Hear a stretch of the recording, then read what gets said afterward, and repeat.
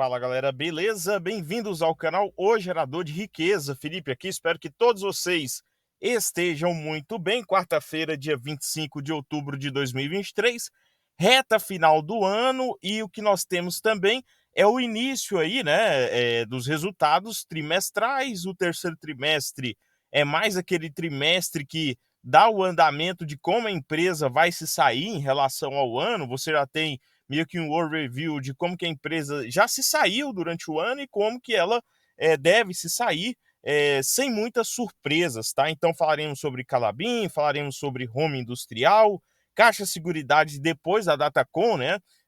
Caindo abaixo de R$ 11, e dividendos da Klabin também. Então vamos para o nosso vídeo. O que nós tivemos hoje, né? O mercado hoje é praticamente em queda, né? Alguns papéis entregaram aí, na minha concepção, boa oportunidade. É o caso de Auren Energia, fiz um novo aporte hoje a 13,34, 13,35, tinha duas ordens lá esperando. Entrou, agora é ter paciência para os resultados e possível dividendo, tá? Até porque o caixa já praticamente secou, né? Então foi mais um aporte de rotina e agora é ter paciência. Não adianta simplesmente tentar fazer uma ou outra coisa se no curto prazo você não pode mudar nada, né? Além disso, Caixa Seguridade, resultados do terceiro trimestre e dos 9 meses de 2023 será no dia 8, mas já tivemos o dividendo do segundo trimestre. Então, ontem, né, 0,50 por ação, 1,5 bilhões, e hoje o mercado abriu a 10,98, chegou depois a 11,16 e encerrou a 10,96, né, dando oportunidade aí para quem queria pegar num preço melhor, mesmo depois da data X, de pegar, né, nesses preços interessantes, até porque tem a perspectiva positiva para o ano que vem, ela começar a pagar dividendos de 3 em 3 meses, né, numa periodicidade melhor. Cielo também, a 3,44, o mercado batendo bastante no papel aí no curto prazo. Vamos acompanhar como que virá esse resultado do terceiro trimestre, que não deve vir muito positivo, tá? Já adianto. Porém, a empresa continua sendo lucrativa no longo prazo. Você tem um pequeno reflexo só do curto prazo, né? E Home Industrial, fechando a 11,4, chegou a negociar abaixo de R$ 11. Hoje, né, queda de 6%, é um ativo que tem uma liquidez pequena e um float pequeno também. Então qualquer peixe grande, fundo, que estava posicionado e decidiu sair, faz essa movimentação, principalmente para quem não gostou do resultado, que discutiremos um pouquinho, tá? Desse resultado aí no curto prazo, devido a uma menor satisfação com relação ao setor industrial e com os fatores de economia. Logo isso impacta no resultado da companhia no curto prazo, em números de pedido e etc. Taesa continua laterizado. Eu gosto de comprar Taesa nessa laterização, quando está em queda, fica em queda por semanas, né? O mercado estaria precificando uma queda na taxa do IGPM, na taxa de juros, taxa Selic também. Logo o resultado viria um pouco menor, né, que no trimestre de 2022. Porém, a empresa ela é resiliente e o curto prazo ele passa, né? O longo prazo ele é mais perene, permanente para a empresa. Então, dividendos. Começar falando, 319 milhões em proventos por parte da Klabin, através, né, aí do comunicado, Assembleia reunida na tarde de ontem. Então, nós tivemos aí esse valor que por unit você teria 0,28 bruto, só que você tem que descontar os 15%, né? Os 15% de imposto de renda. Então, você teria aí descontado 0,4 centavos, 0,24 por ação, mais o dividendo também. O dividendo, aliás, para as ações ordinárias e preferenciais, 0,05, né? Então, aliás, aí para o juro sobre capital próprio. Em relação às datas, nós teremos então o pagamento no dia 14 e a data X no dia 30. Então, semana que vem já passa a negociar aí com data X. Então, nós tivemos aí esse anúncio trimestral, 319 milhões de reais, que já é costumeiro, né? E tínhamos feito aqui a análise do MDI, método de dividendo inteligente, com relação às empresas que poderiam anunciar em outubro, colocamos Calabim e colocamos também Caixa Seguridade, até agora deu certo, né? Até agora tivemos essa taxa de acerto. A única ainda que não fez foi a ISA-CETEP, né? Mas faz parte. Em relação aos resultados, não gostei muito do lucro líquido, né? Você teve uma queda abrupta de 75%, a queda aí para 245 milhões no terceiro trimestre.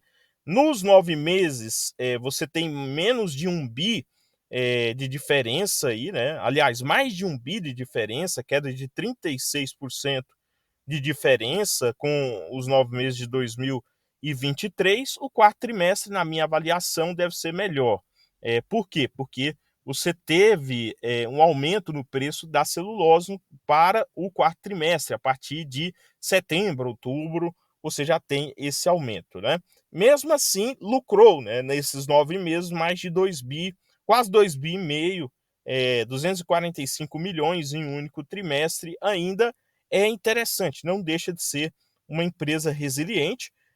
A questão do endividamento, né, o endividamento líquido ainda está alto na minha avaliação, caiu 3% versus o terceiro trimestre de 2022, porque ela não tem mais aquela necessidade de investir na máquina MP 28, né? Porém, no Puma 2, porém, ainda, na minha visão, o endividamento está demorando para ter, né, essa queda. Ela fez investimentos na ordem de mais de 1 bi ainda em um único trimestre, nesse terceiro trimestre.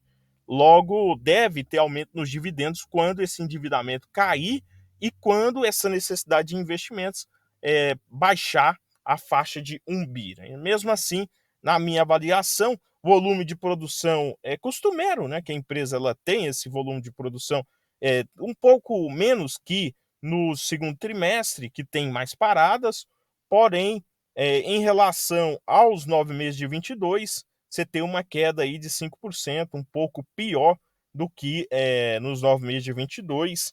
Além disso, vendas, quedas de 7%, versus os 9 meses de 22. Boa parte dessa venda adveio da celulose. No quarto trimestre, mesmo que a venda ela continue menor, você terá um outro efeito, o efeito do reajuste, né, do preço, compensando essa negatividade. Indo para outro papel que agora compõe a minha carteira, o que nós tivemos? Nós tivemos Home Industrial, que também no terceiro trimestre teve resultados, na minha avaliação, ruins, né? Daquilo que a empresa ela pode entregar foi ruim, porém, mesmo assim, ela entregou aí geração de caixa de mais de 20 milhões, entregou lucro acima de 20 milhões também, uma carteira de pedidos de um pouco mais de 259 milhões só para máquinas BW. Então, há no setor, né, no setor industrial, uma certa incerteza, uma menor confiança com relação à economia. Se você pegar aqui, né, entre o mês de abril de 22 e outubro de 21, essa confiança saiu de 55 para 62. Se você pegar de abril de 23, essa confiança ela caiu, na verdade, né? Vem caindo caiu lá de 62 em outubro de 22 para 49 no mês de abril de 23 e agora ficou aí 50%, ou seja, basicamente os grandes empresários, as grandes empresas estão esperando 2024. O que nós teremos, reformas e etc. Tudo isso impacta no quê? Tudo isso impacta no número de pedidos em maquinários por parte da Home Industrial. Faturamento por unidade de negócio, nós tivemos máquinas Weber, então praticamente vindas aí pedidos da Alemanha, sendo mais responsável que no ano passado, nos 9 meses, sendo 11% responsável pelo faturamento versus 7%.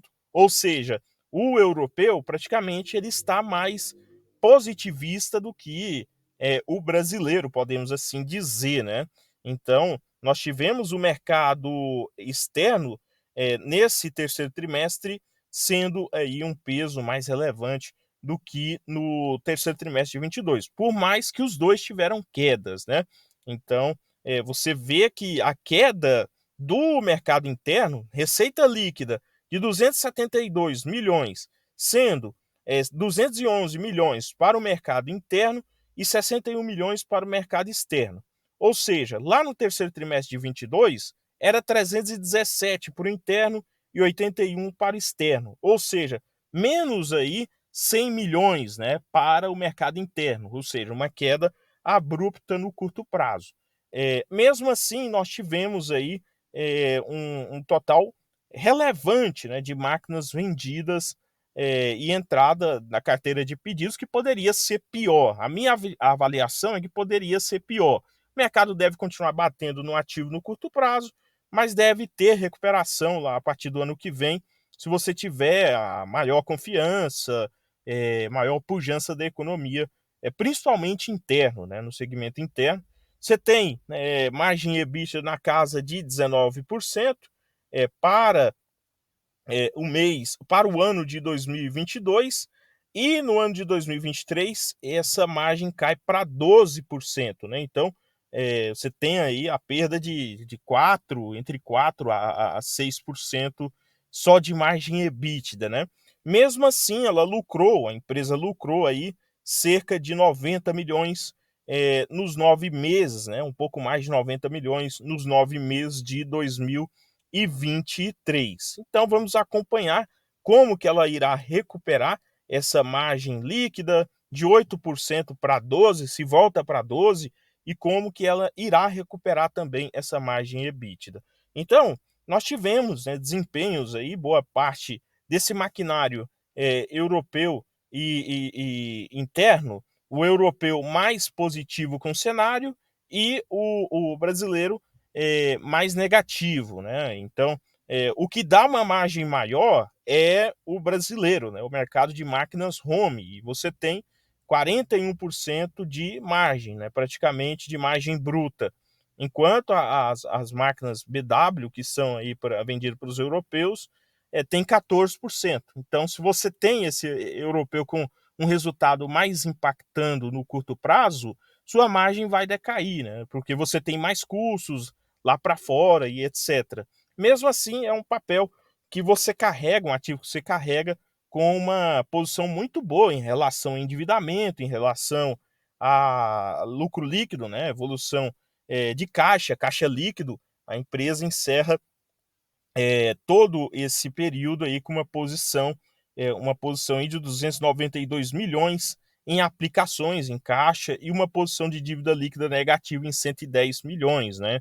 Sendo um total de 402 milhões em empréstimo, boa parte dele para vencer no ano de 2024 e o restante após 2027. Então é uma empresa que você compra, mantém a paciência, a cautela, e ela deve continuar pagando bons dividendos, o mercado batendo. Quando a janela, principalmente industrial, melhorar, você tem essa recuperação com outros preços. Portanto, esse foi o vídeo. Amanhã tem mais vídeos sobre resultados de Santander e de outras empresas. No mais, se você gostou, inscreva-se no canal, compartilhe, curta, deixe a sua opinião sobre os ativos mencionados, os seus insights em relação a aportes, radar daquilo que você está avaliando.